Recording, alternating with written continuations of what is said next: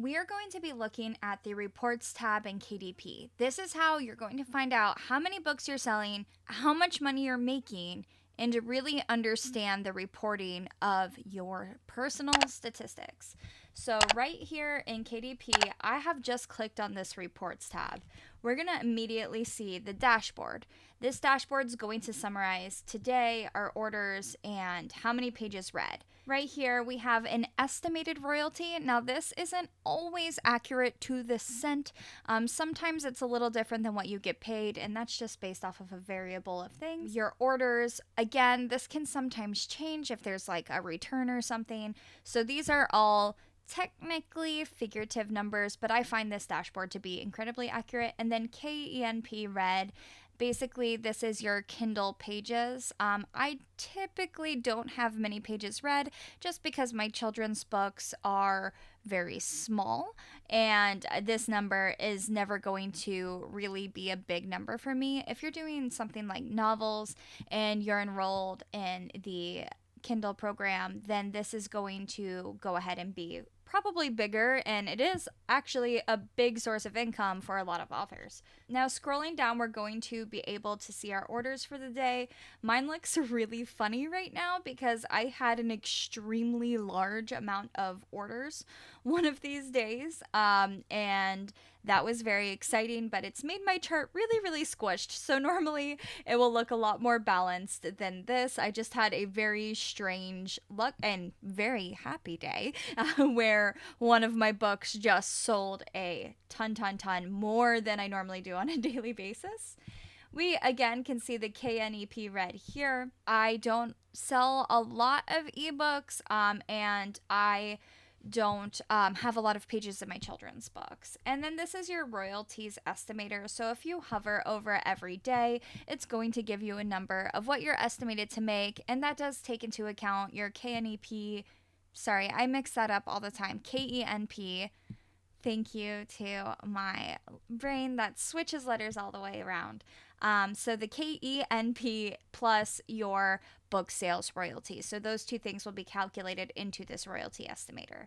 Now, here is a really good thing to see. If you have multiple books, you can start to see what your top earners are. My top earners are typically the same and they trade off places, but it's always interesting if a book gets into the top 3 of my top earners. That isn't usually there because that's really exciting. It means it's growing, and it's something that if you're looking at targeting specific books or you're looking at which book should you market more, your top earners are probably going to indicate what people are resonating with more. So that's something you want to focus on. And again, you can change this from today to yesterday to this month, and your books should slightly shift between there, and I always like to have a healthy competition between my books. Now at the bottom, it's going to show you your top royalty sources for the month, and it's also going to show you your top marketplaces. So mine, non-surprisingly, is I sell a lot of paperbacks, and I mainly sell to the US. This does change from time to time in terms of what countries I'm selling to, especially if I do a promotion in another country or I jump up my ad spend in another country.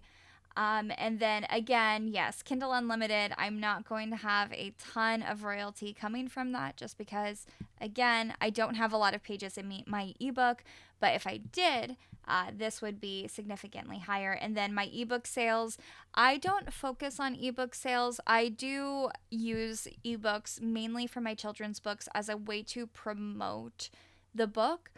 Which then turns into paperback sales. So ebooks are something that I do a ton of giveaways for. So it being only 1% of my income is about typical. Sometimes that can be as high as 5%, but I typically don't see my ebook revenue being more than about 5%. Now going down this reports tab, we can see our orders. This is going to break it down to where we can choose a date, we can compare books, we can see all books, and then if you're writing as multiple authors or anything of that, you can really get in here and get all fun with your statistics. And then breaking it down here, it will break down what you've sold during this time period. So right now it's on the month. So I can see what everybody has been ordering this month. And again, that's really good to look at and to see what changes. Then you have your KENP read here. This is going to talk about what you've got read, how many pages. I don't keep track of this because it's something that just doesn't matter to my children's books as much as it would other books. So this is something that I don't pay as much attention to as somebody else may want to. Month to date, this is another reporting software that you can really see what book, what format, and where it's selling. So you have a ton of ways to really look at this. Here's a place where you can see your promotions and how well they performed. This is going to be for either giveaways or doing a discounted day sale. So if you click this little arrow here, it will break down how many books you sold at which price points if you did like a countdown sale. And that's something that's really interesting because you can see what price point people are buying at, and then you can adjust your promotions accordingly. And then they have their pre-orders tab where you can see who is pre-ordering your book, how many people have pre-ordered it, and get a good sense of how many pre-orders you can grow to count on when you release a book, which is interesting because you can know how hard of a launch you're going to have based on your pre-orders in the past, or if it's even worth offering it for pre-order. So if you don't typically get pre-orders, then maybe this may be something you want to skip. But if you have strong pre-orders, that's a really good way to launch your book in the beginning. Here is the royalties estimator. This is going to show you how much you've made for the month, the last 7 days, the last 90 days, this year, last year, lifetime. So this is a really important tab. I spend a lot of time here and definitely check in every now and then to see how I'm doing. And then if you scroll down based on your criteria at the top, you can break it down per book to see how much you've made for each book in terms of royalties, print royalties, KENP royalties, the total, and then the total in US dollars. You do have your Kindle Vella dashboard here. And Kindle Vella is something that I did talk about when it launched, but it's not something I dove into. And it's something I don't hear much about. So I'm honestly not sure how it's going. I'd love to hear if you're using Kindle Vella. Let me know how that experience is going for you. And here we have our statements. So these are going to be our royalties by country per month. So if you are tracking your taxes or you are manually doing that, you can go ahead and track your royalties. And here, this statement is going to be an accurate representation of how much you made. The charts above are really pretty visuals, but they may not be 100% accurate to the cent.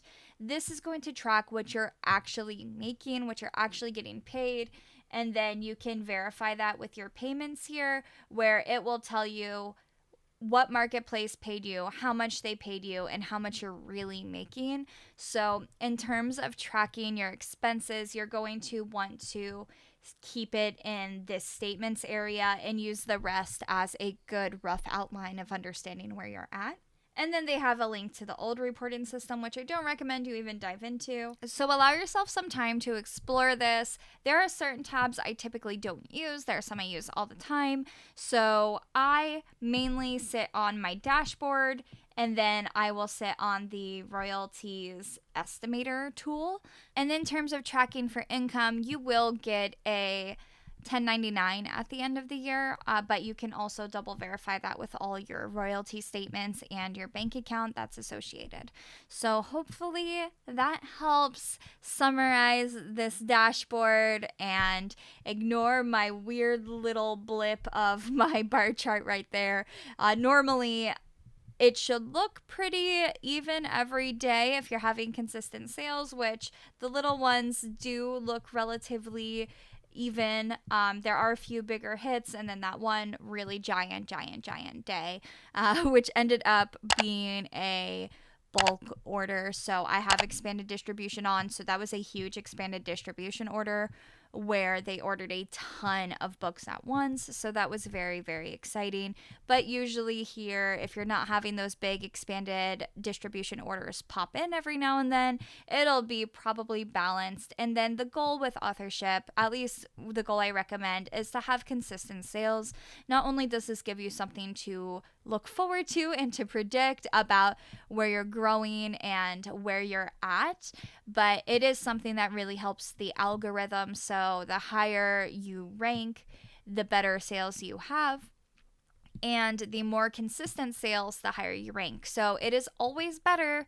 I will say this all the time. It's always better selling 1 to 3 books a day than it is selling 5 books once every 5 days. So it is really important to have that slow, steady consistency and working those 1 to 3 books a day to 3 to 5 books a day to 10 to 20 books a day to 30 to 100 books a day, and really keeping that consistency and growing that versus having these really huge hits all the time.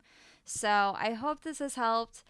Enjoy exploring your dashboard, and I will see you in the next video.